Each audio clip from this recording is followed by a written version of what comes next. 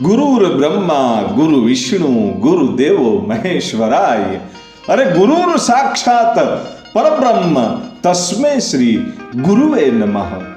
આપણા માટે જે કાંઈ છે એ આપણા ગુરુ છે, આપણા માવતર છે. પણ મારે જે વાત કરવી છે એક રહસ્યમય વાત, એટલે કે ગરવા ગિરનારની ટોચ ઉપર બેઠેલા એ ગુરુ દત્તાત્રેય, અને ગુરુ દત્તાત્રેયને 6 હાથ છે, 3 મસ્તક છે અને શરીર એક જ છે, પગ પણ 2 જ છે. તો એને 6 હાથ અને 3 મસ્તક કેમ છે? એનું કારણ શું? અને એનો જન્મ કેવી રીતે થયો હતો? અને ગુરુ દત્તાત્રેયના માતા પિતા કોણ હતા? એનું નામ શું હતું? એ અમુક રહસ્યો આપણે કદાચ ન જાણતા હોય. એટલા માટે મારે વાત એ કરવી છે કે ગુરુ દત્તાત્રેયનો જન્મ કેવી રીતે થયો અને એને 3 મસ્તક કેમ છે, એ બધું જો જાણવું હોય તો આપણે મૂળિયું તપાસીએ તો આ તો વર્ષો જૂની વાત.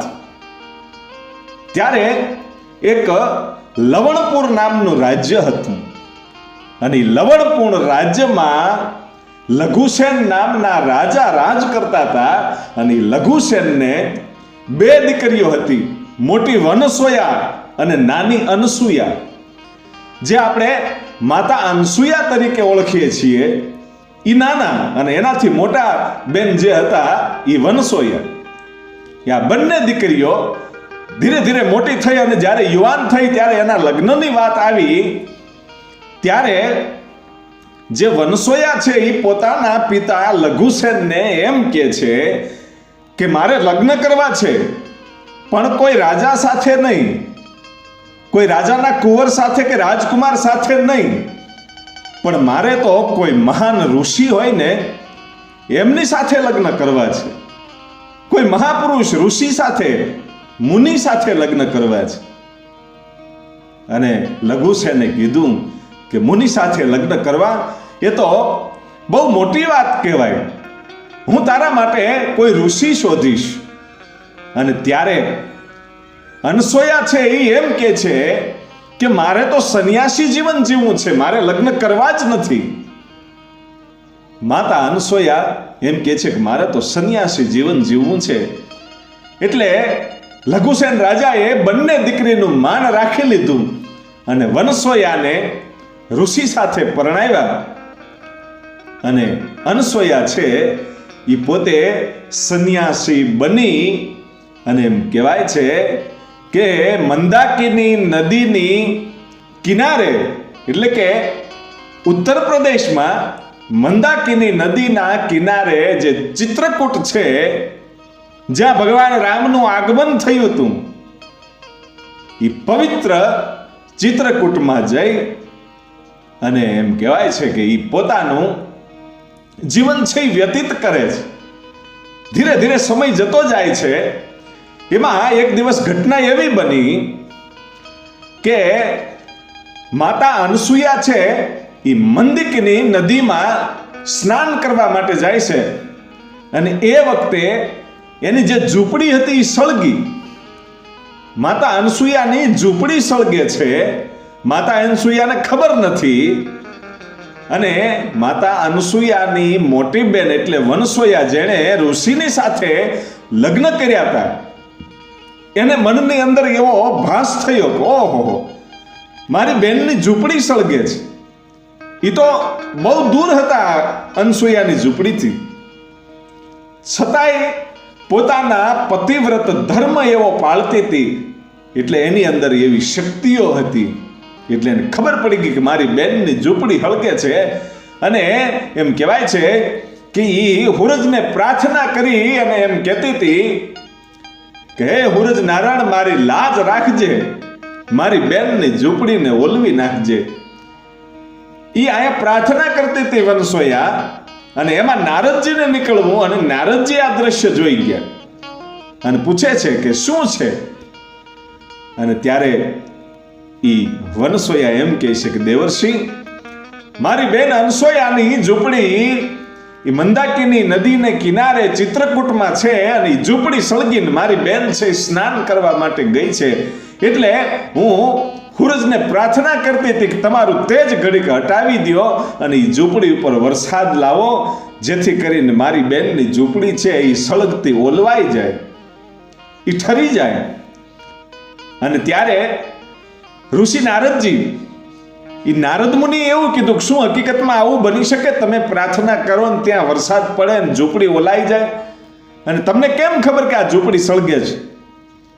અને ત્યારે નારદજીને આ વનસોયા છે એમ કહે છે કે હું મારા પતિને એટલી ચાહું છું, એની એટલી ભક્તિ કરું છું, હું પતિવ્રતા વ્રત છે એ પાળું છું, એટલે મારામાં દરેક જાતની શક્તિ છે, મને બધો અનુભવ થઈ જાય છે, અગાઉ શું થવાનું છે ખબર પડી જાય છે.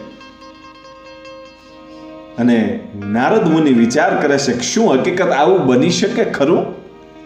એટલે પોતે ત્યાંથી આકાશ માર્ગે જ્યાં અનસોયાની ઝૂંપડી હતી ત્યાં આવીને જુએ છે તો એ ઝૂંપડીમાંથી ધુવાડા નીકળતા હતા અને માત્ર ને માત્ર ઝૂંપડીની ઉપર વરસાદ પડતો હતો.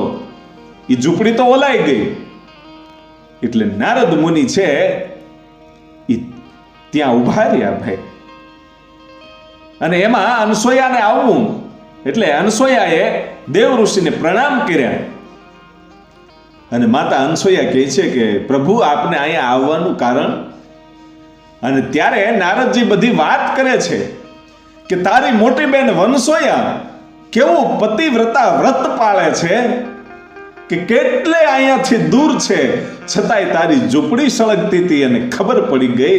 અને ત્યાંથી એના એમ કહેવાય છે કે એની તપસ્યા દ્વારા એણે જે પતિવ્રતા ધર્મનું પાલન કર્યું છે એટલે એનામાં એટલી શક્તિ છે કે અહીંથી કેટલી દૂર હોવા છતાંય એને તારી ઝૂંપડી હળગી એ બધી ખબર પડી ગઈ અને એને ઓલાવી પણ નાખી. માત્ર ને માત્ર તારી ઝૂંપડી ઉપર વરસાદ પડ્યો હતો. એટલે હું તો એવું વિચારું છું કે આટલી નાની ઉંમરમાં એણે ઘણું બધું પ્રાપ્ત કર્યું કહેવાય. એટલે અનસોયા છે એ વિચાર કરે છે કે ઓહ, પતિવ્રતા ધર્મ એટલો બધો મહાન છે કે આવું બધું પણ એને અગાઉથી બધી ખબર પડી જાય, આવી બધી જાણકારી પણ મળી જાય. જો આવું હકીકતમાં હોય તો મારે પણ હવે લગ્ન કરવા છે અને પતિવ્રતા ધર્મનું પાલન કરવું છે, એવો વિચાર કર્યો. અને નારદ મુનિ તો નીકળી ગયા, પણ સતી અનસૂયા છે એ પોતે પોતાના બાપના રાજ્યમાં જાય છે લવણપુર. અને ત્યાં લઘુસેન રાજાને જઈ અને પ્રણામ કરીને કીધું બાપુ મારે પણ હવે લગ્ન કરવા છે અને પતિવ્રતા ધર્મનું પાલન કરવું છે, માટે મારા માટે કોઈ એવો મહાપુરુષ ઋષિ શોધો કે મારે એવા મુનિ સાથે લગ્ન કરવા છે. અને લઘુસેન રાજાએ એમ કહેવાય છે કે પોતે પોતાનો ઘોડો લઈ અને નીકળી ગયા કે કોઈ મહાપુરુષ મળી જાય અને મારી દીકરી અનસૂયાની સાથે લગ્ન કરે. એ ફરતા ફરતા એક જંગલમાંથી નીકળવું અને આમ મોટો રાફડો હતો અને એ રાફડામાં નજર ગઈ અને ખબર પડી ગઈ કે આ રાફડો એવા આકારનો છે કે કોઈ ઋષિમુનિ અંદર બેઠા હશે, હજારો વર્ષથી કોઈ સાધુ અહીંયા તપસ્યા કરતો હશે અને એની ઉપર રાફડા જામી ગયા છે. એટલે ધીરે ધીરે એ રાફડાને ખોલ્યો અને એની અંદરથી એક મહાન ઋષિ તપસ્યા કરતા હતા. અને ઋષિની આંખ ખુલ્લી અને ઋષિ ઊભા થયા અને લઘુસેનને કીધું મહારાજ હું આપને ઓળખતો નથી, પણ તમે કોઈ રજવાડાના રાજા હોય એવું લાગે છે, એટલે મારી તપસ્યા ભંગ કરી એટલે હું તમને કંઈ કહી નહીં શકું. બાકી તપસ્યા ભંગ થાય તો ઋષિ ગમે એને શ્રાપ આપી દે, પણ તમે મહારાજ છો, તમે પ્રજાના પાલનહાર છો, તમને શ્રાપ ન દેવાય. પણ મને એટલું જણાવી દો કે તમે મારી તપસ્યાનું ભંગ શા માટે કર્યું? અને ત્યારે લઘુસેન રાજા બે હાથ જોડીને પ્રાર્થના કરે છે કે બાપુ તમારી તપસ્યા ભંગ કરવાનું કારણ એ જ કે મારી દીકરી અનસૂયા એને તમારા જેવા એક મહાન ઋષિ સાથે પરણવું છે. અને એ વખતનો સમય એવો હતો કે ઋષિઓ હતા એ ગ્રહસ્થ થતા, એ પોતે લગ્ન પણ કરતા અને સંન્યાસી જીવન જીવતા. અને ત્યારે એ ઋષિએ કીધું કે હું તો હજારો વર્ષથી અહીંયા તપ કરું છું અને મારી કેટલી ઉંમર છે એ હવે મને પણ ભાન નથી રહી, એટલી ઉંમર થઈ ગઈ છે. આ શરીર હવે ધ્રુજે છે, ગઢપણ છે, અને એમાં તારી યુવાન દીકરીના તારે મારી સાથે લગ્ન કરાવવા છે. અને લઘુસેન રાજાએ બે હાથ જોડ્યા કે પ્રભુ આપ કૃપા કરો કે તારી દીકરી રાજી થશે કે હા રાજી થઈ જશે. એને એક ઋષિ સાથે જ લગ્ન કરવા છે, આપ રાજમાં પધારો. અને ઋષિ છે એ આવે છે કે જો તારી દીકરી હા પાડશે કે મારે તમારી સાથે લગ્ન કરવા છે તો હું લગ્ન જરૂરથી કરીશ. અને પછી ઋષિ અને લઘુસેન રાજા એ બંને એમ કહેવાય છે કે આવે છે અને દીકરીને આ મહાપુરુષ આ ઋષિ એમ કહે છે કે મને મારી ઉંમર કેટલી થઈ ગઈ છે મને જ હવે ખબર નથી, હું હાલી ચાલી શકતો નથી, હવે તો હાથ ધ્રુજે છે, તોય છતાં તારે મારી સાથે લગ્ન કરવા છે, તું તૈયાર છો? અને સતી અનસુયા કહે છે કે હા, મારે સંસારનો કોઈ મોહ નથી, પણ મારે તો તમારી જેવા મહાન ઋષિની સેવા કરી અને પતિવ્રતા ધર્મને મહાન બનાવવો છે. અને ઋષિએ કીધું કાંઈ વાંધો નહીં. અને સતી અનસુયાના આ મહાન ઋષિની સાથે એમ કહેવાય છે કે લગ્ન થાય છે. એ ઋષિ અત્રિ મુનિ હતા. એ ઋષિનું નામ અત્રિ મુનિ હતું. અને અત્રિ મુનિના એ લગ્ન સતી અનસુયા સાથે થયા. અને પછી બંને એમ કહેવાય છે કે એ ચિત્રકૂટ જાય છે અને ત્યાં જઈ અને સતી અનસુયા આ અત્રિ મુનિની ખૂબ સેવા કરે છે. અને પછી એકવાર અત્રિ મુનિ સતી અનસુયાને એમ કહે છે કે હવે તો ગઢપણ આવી ગયું, હલાય એમ છે નહીં, નહીતર મને એવો વિચાર હતો કે મારી તપસ્યા બાદ હું 68 તીર્થ કરું અને 64 જોગણીઓના દર્શન કરું. હે કે હા. અને ત્યારે સતી અનસુયાએ કીધું કે પતિવ્રતા ધર્મનું પાલન કરવા માટે તો મેં લગ્ન કર્યા છે અને તમારી આજ્ઞા ઈ મારા માથા ઉપર હોય, હું તમને મારા ખંભે ઉપાડી અને તમને 68 તીર્થ કરાવીશ, 64 જોગણીઓના દર્શન કરાવીશ. હું તમને વચન આપું છું કે હું હાલી શકતો નથી, કે એટલે જ હું કહું છું કે તમે હું એક લાકડીનું એવું કુંડું બનાવીશ, એક કાવડ બનાવીશ કે જેમાં તમે બેસી જજો ને હું મારા ખંભે ઉપાડી અને તમને 68 તીર્થ કરાવીશ. અને પછી એમ કહેવાય છે કે સતી અનસુયા એ કાવડ તૈયાર કરી અને પોતાના પતિ અત્રિ મુનિને એ કાવડમાં બેહાડી અને ધીરે ધીરે ધીરે મંડી હાલવા. ભાઈઓ, એક પછી એક તીર્થ મળી કરાવવા, 64 જોગણીઓના દર્શન કરાવ્યા અને ઘણા બધા તીર્થો કર્યા. એમાં ઘટના એવી બની કે એક એવો ડુંગરનો કાંટાવાળો રસ્તો અને એમાંથી નીકળવાનું થયું અને સતી અનસુયા પોતાના શરીરને સંભાળી ન શક્યા, એટલે માંડ માંડ એ ચડતા હતા. એમાં જે બાવળના કાંટાઓ હતા એ અત્રિ મુનિને વાગ્યા. એટલે અત્રિ મુનિ કહે છે કે તને કાંઈ ભાન છે કે નહીં? હું તારો પતિ છું અને તું મને 68 તીર્થ કરાવવા નીકળી છો કે દુખી કરવા નીકળી છો કે કાં કે મને કાંટા વાગી ગયા? અને સતી અનસુયા હાથ જોડીને કહે છે કે સ્વામી, મારી એવી કોઈ ભાવના નહોતી કે તમને વાગી જાય, પણ આ તો બધું ઓચિંતા બન્યું છે. તમને જે કાંટા વાગ્યા છે એ ઓચિંતા બન્યું છે. પણ અત્રિ મુનિ તો કંઈક થોડા ક્રોધિત હતા. એટલે કીધું કે એમ નહીં, હું તને શ્રાપ આપું છું, તારે એની સજા તો ભોગવવી જ પડશે. તે જે મને કાંટા વગાડ્યા છે એની સજા તો તારે ભોગવવી જ પડશે. હું તને શ્રાપ આપું છું કે આજનો સૂર્ય આથમશે એટલે તારે રંડાપો આવશે. આવા શ્રાપ આપ્યા ભાઈ. પણ સતી અનસુયા વિચાર કરે છે કે શ્રાપ તો મને આપ્યા કે તારે રંડાપો આવશે, પણ મારો પતિ મરે તો મારે રંડાપો આવે. હવે પોતાનું મૃત્યુ એણે સ્વીકારી લીધું છે, પણ હવે કરવું શું?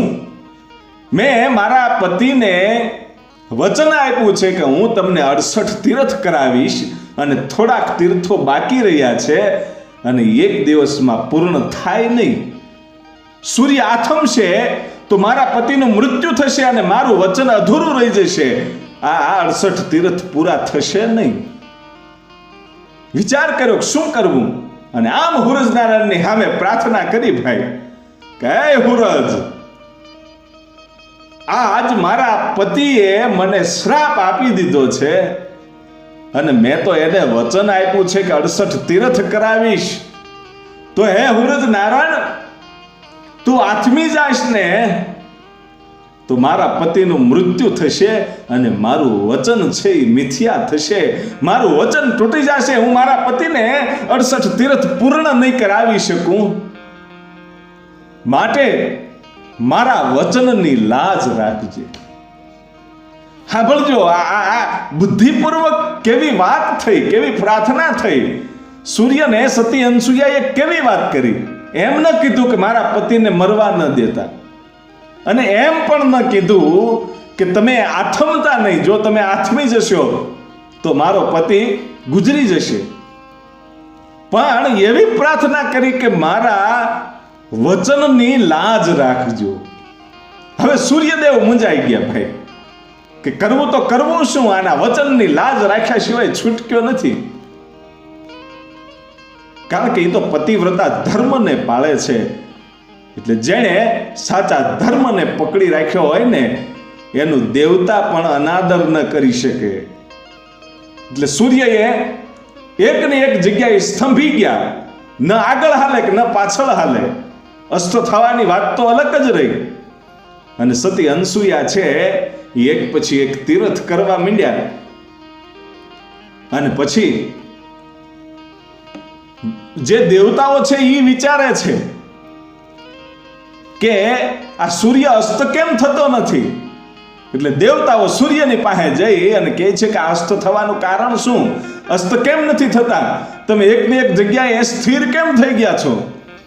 ત્યારે સૂર્યદેવે વાત કરી કે પતિવ્રતા ધર્મનું પાલન કરનારી એ સતી અનસુયા છે, એના વચનની લાજ રાખવા માટે હું મજબૂર છું, મારે ઊભો રહી જવું પડ્યું.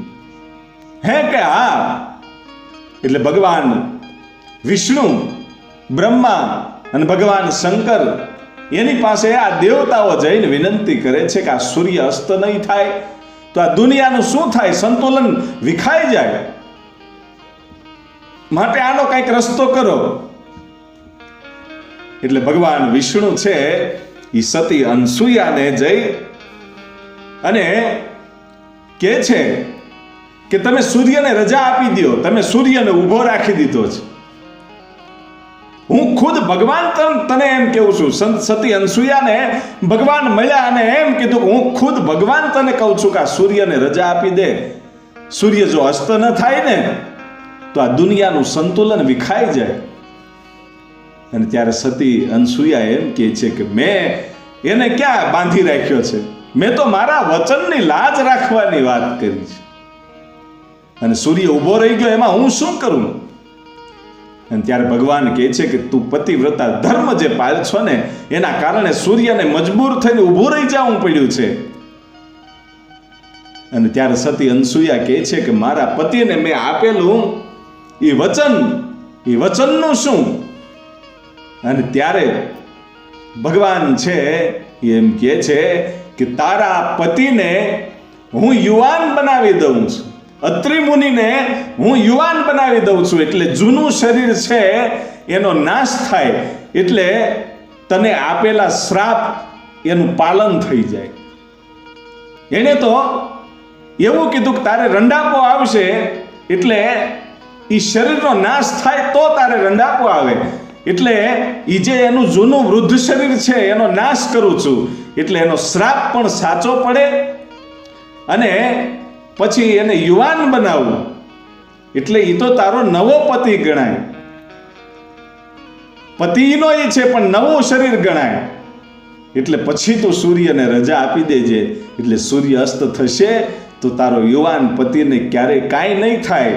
એ એમ કહેવાય છે કે ભગવાને અત્રિ મુનિને જે શરીર હતું એમાંથી યુવાન બનાવ્યા અને પછી સૂર્યને એમ કહેવાય છે કે માતા અનસૂયા પ્રાર્થના કરે છે કે દુનિયાનું સંતુલન વિખાઈ ન જાય, એટલા માટે આપ ફરી વખત ભ્રમણ કરવાનું શરૂ કરો. અને સૂર્યદેવે પછી અસ્ત થયા અને અત્રિ મુનિનું જૂનું શરીર હતું એનો તો નાશ થઈ ગયો, એટલે શ્રાપ પણ સાચા પડ્યા. અને પછી યુવાન પતિને એમ કહેવાય છે કે હવે તમે આ કાવડમાં બેસી જાઓ, થોડાક તીર્થો બાકી છે હું તમને પૂર્ણ કરાવું. અને ત્યારે એ અત્રિ મુનિ કહે છે કે હવે તો હું યુવાન છું, હવે તો હું ચાલી શકીશ, તારે મારો વજન ઉપાડવાની જરૂર નથી. અને ત્યારે સતી અનસૂયા કહે છે કે એમ નહીં, મેં તમને એવું વચન આપ્યું હતું કે હું મારા ખંભે ઉપાડીને તમને તીર્થ કરાવીશ, એટલે એ વચનને મિથ્યા ન થવા દેવાય. પછી પોતાના પતિ અત્રિ મુનિને સતી અનસૂયાએ ખંભે ઉપાડી અને 68 તીર્થ કરાવ્યા, 64 જોગણીઓના એ દર્શન કરાવ્યા. પછી ઇન્દ્રને ઈર્ષ્યા થઈ હશે ભાઈ, એમ લાગ્યું કે આટલી બધી પતિવ્રતા ધર્મનું પાલન કરનારી આ સતી સ્ત્રી, અને એને કદાચ ગમે ત્યારે ભગવાન ભોળિયાનાથ કે ભગવાન વિષ્ણુ કે બ્રહ્મા પ્રગટ થશે ત્યારે માંગવાનું કહેશે ને કદાચ એના પતિ માટે મારું ઇન્દ્રાસન માંગી લે તો, એટલે આનો કાંઈક તો કરવું પડશે.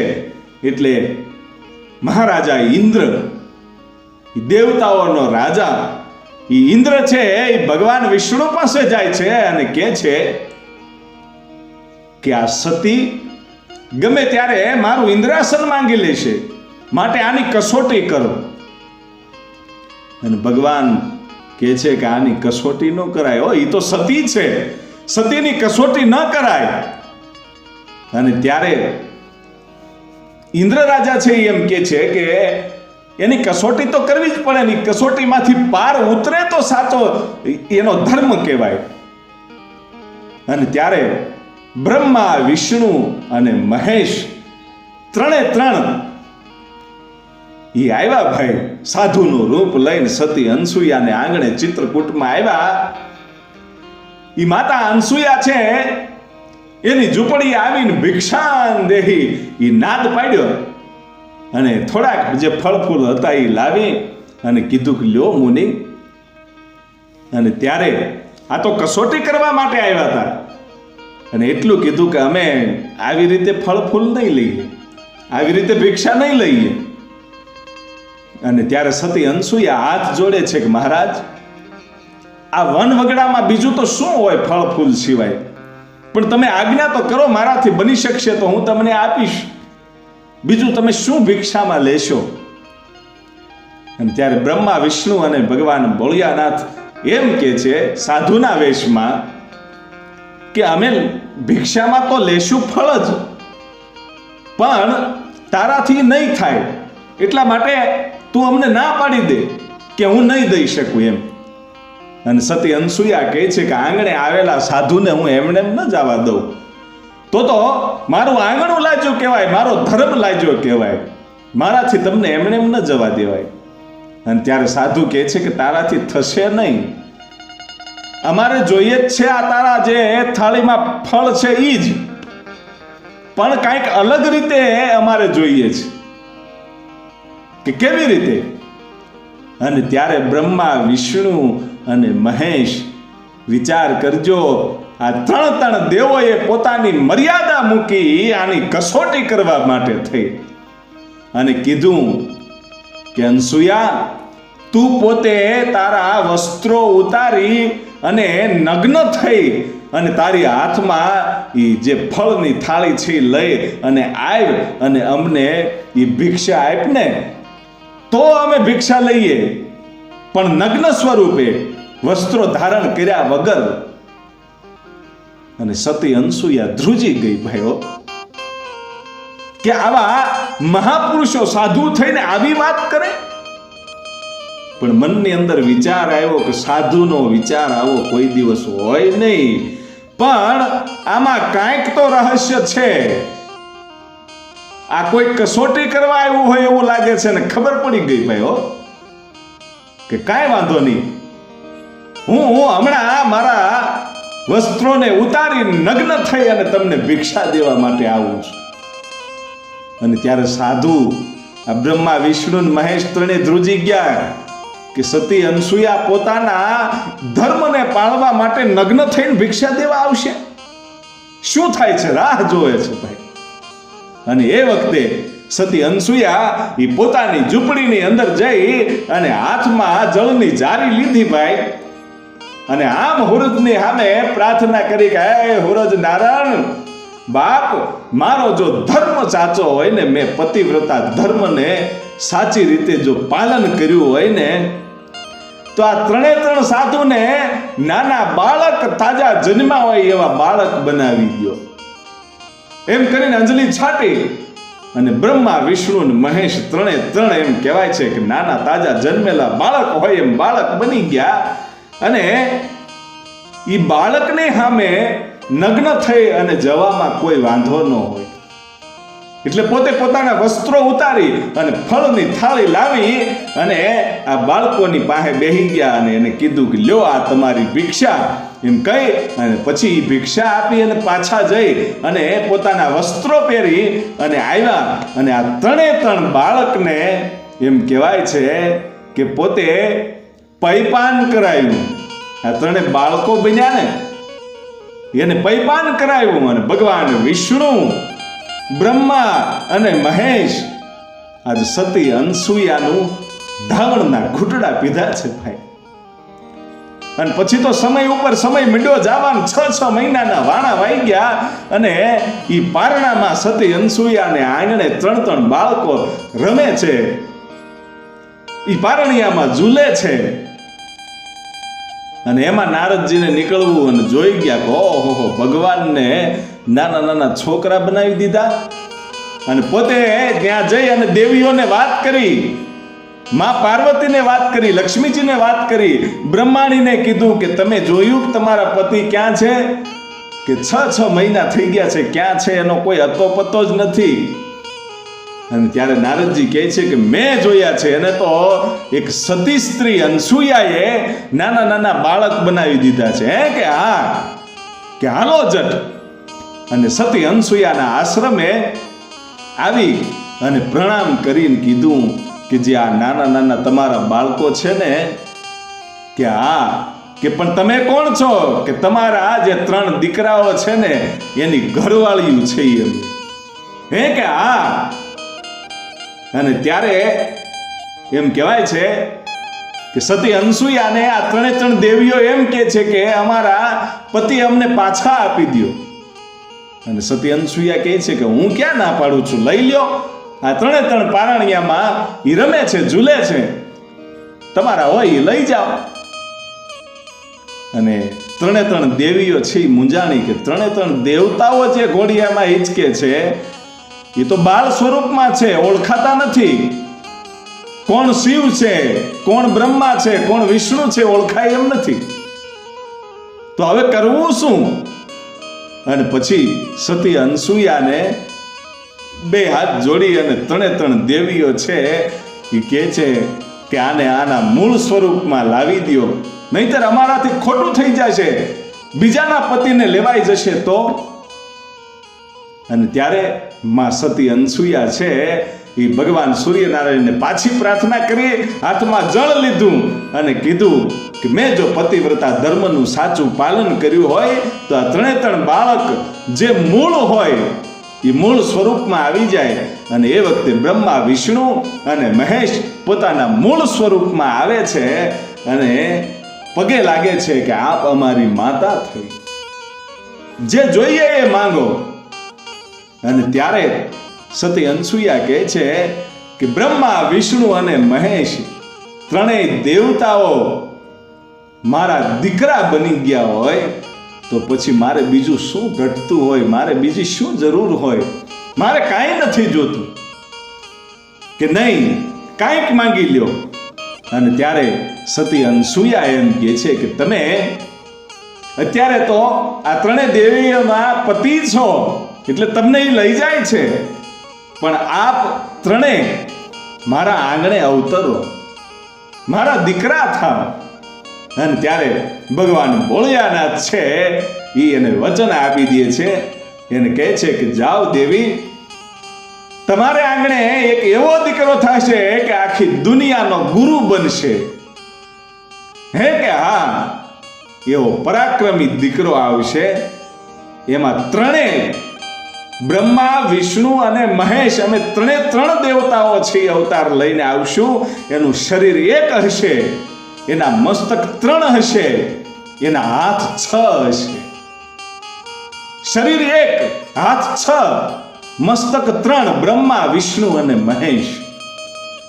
એ પછી ત્યાં સતી અનસૂયાને આંગણે 3 મસ્તક વાળો બાળક જે જન્મો, એ ભગવાન બ્રહ્મા, વિષ્ણુ અને મહેશ, એના 6 હાથ હતા. એમાં 2 હાથમાં આપણે જોઈએ છીએ ફોટામાં, જે કુદરતી રીતે લોકોએ જે વર્ણન કરી અને ફોટો બનાવ્યો હોય એની વાત છે.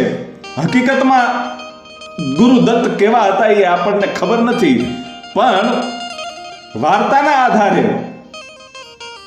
અમુક લોકોએ જે ફોટોગ્રાફી બનાવી હોય એમાં આપણે જે ગુરુદત્તનો ફોટો જોઈએ છીએ એમાં 3 મસ્તક છે, એટલે બ્રહ્મા, વિષ્ણુ અને મહેશ. શરીર તો એક છે પણ 6 હાથ છે. એ એક હાથમાં ગદા, શંખ અને બીજા હાથમાં ચક્ર, એ ભગવાન વિષ્ણુના 2 હાથ છે. એક હાથમાં ડમરું અને બીજા હાથમાં ત્રિશુલ, એટલે એ 2 હાથ ભગવાન ભોળિયાનાથના છે. અને એક હાથમાં માળા અને કમંડળ, એ 2 હાથ ભગવાન બ્રહ્માજીના છે. એટલે બ્રહ્મા, વિષ્ણુ અને મહેશ એ ત્રણેયનું અહીંયા અવતરણ થયું. આવી રીતે ભગવાન ગુરુ દત્તાત્રેયને 3 મસ્તક છે. અને પછી તો એ ગુરુ કહેવાના. અને ગુરુ દત્તાત્રેયનો જન્મ માગશર મહિનાની પૂનમના દિવસે થયો તો. પછી ધીરે ધીરે મોટા થયા પછી એમની ખૂબ જ એ પોતે લોકપ્રિય બન્યા અને ગુરુ, આ જે દત્તાત્રેય નામ હતું એમાંથી ગુરુ દત્તાત્રેય થયા. એટલે આવો કંઈક ઇતિહાસ હતો ગુરુ દત્તાત્રેયનો. અને આવા જ રહસ્યમય ઇતિહાસ સાંભળવા માટે આપણી યુટ્યુબ ચેનલ આઈ મોગલ સ્ટુડિયો આપ જરૂરથી સબસ્ક્રાઇબ કરજો.